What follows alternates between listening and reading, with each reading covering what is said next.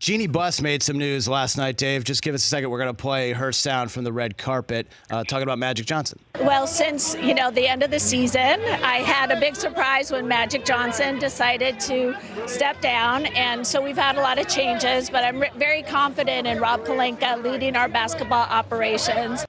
Kind of been the first time we've heard her publicly address Magic's surprise move, stepping down. What is your reaction to hearing that?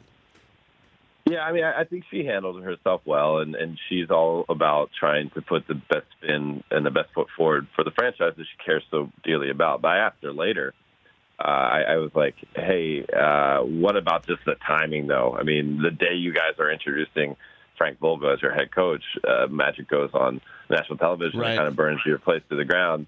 And she said, I've known Magic for so long. He's always full of surprises.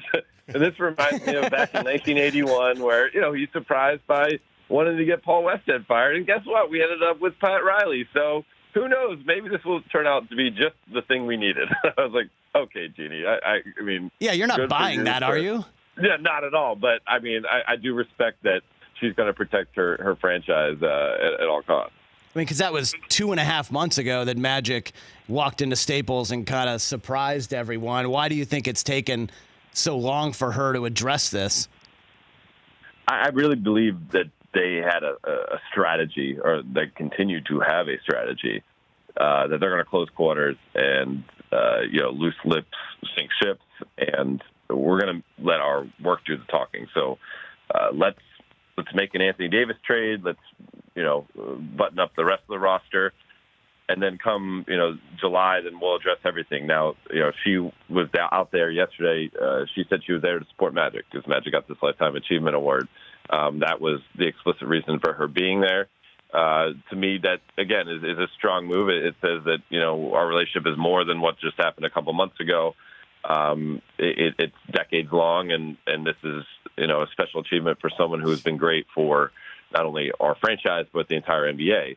But, as a reporter, it's been somewhat frustrating because, the words have been few and far between from Rob Pelinka and certainly from Jeanie Buss.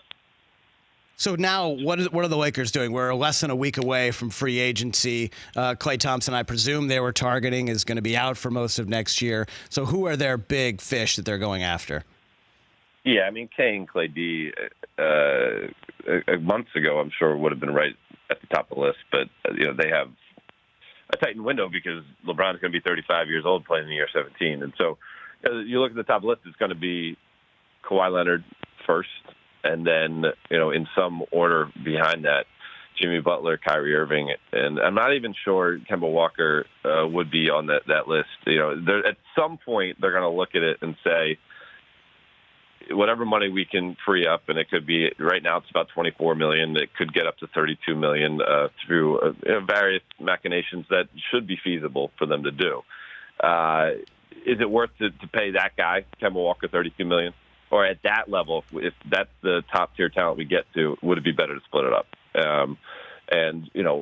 Come June 30th, this Sunday, they'll know for sure. I don't think most guys are going to drag their feet with their answers. Things go pretty quickly in free agency these days. They'll know for sure whether they're going to have a shot at one of the big guys. And if they don't, in short order, they look to split it up. And it's kind of the top three priorities, as explained to me, are big man, shooter, and point guard. And, a name to look at point guard is Darren Collison.